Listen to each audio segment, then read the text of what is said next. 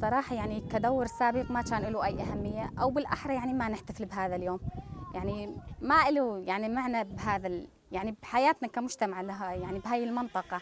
أما هسه لا اختلف، نحتفل بهذا اليوم ونعترف بهذا اليوم، وكثير حقوق للمرأة صرنا يعني المجتمع يعني كعامة صار يعترف بهذا الشيء.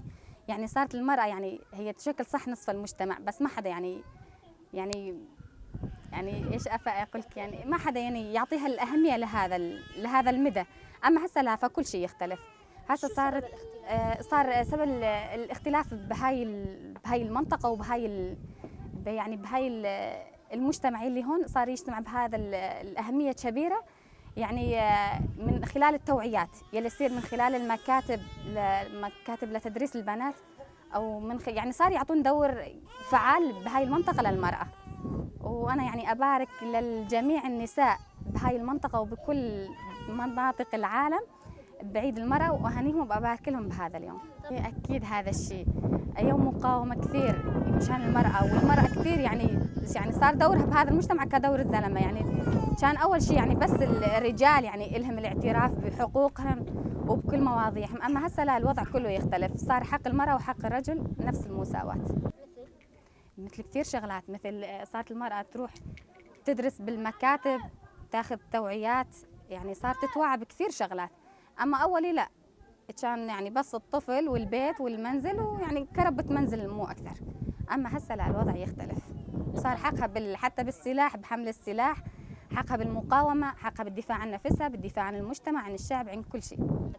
نتمنى بهذا اليوم أن تكون جميع النساء المجتمع سعيدات بهذا اليوم، ونتمنى بإخلاء سبيل القائد، وإن شاء الله تكون الفرحة فرحتين.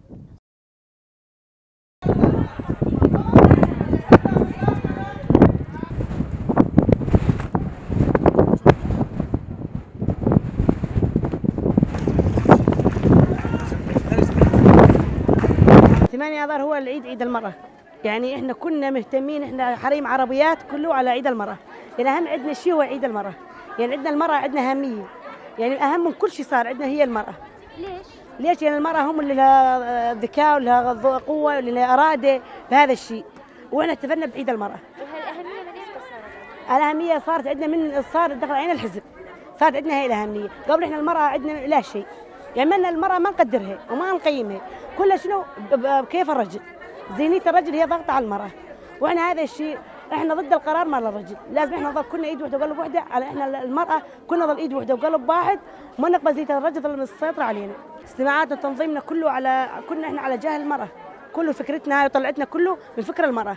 يعني قبل ضايعين على فكرة الرجل احنا ما نطلع، ولا يصير عندنا فكر، ولا صار عندنا قوة وإرادة. كل هذه من ضغط الرجل، احنا صارت عندنا فكر، صارت عندنا قوة وإرادتنا احنا المرأة، واحنا ان شاء الله ان نجتمع هذا المجتمع كله بالمرأة، واذا المرأة ارادت الشيء هذا يصير، واذا ما ارادت الشيء هذا ما يصير. مو كله للرجل، هم احنا حريم عربيات، واحنا كنا هيك نضل على يد وحده وقلب واحد، احنا نساء كنا. يعني هذا الفكر كله فكرة القائد وفكرة الحزب. قبل كنا مجهولات، احنا مرة عربيات من قاعدة بصراحة ما نعرف كل شيء بالدنيا. يوم خذينا فكرة القائد وخذينا الدروس وخذينا مع الحزب، تطورنا حالنا قبل نطلع ونرجع المجتمعات.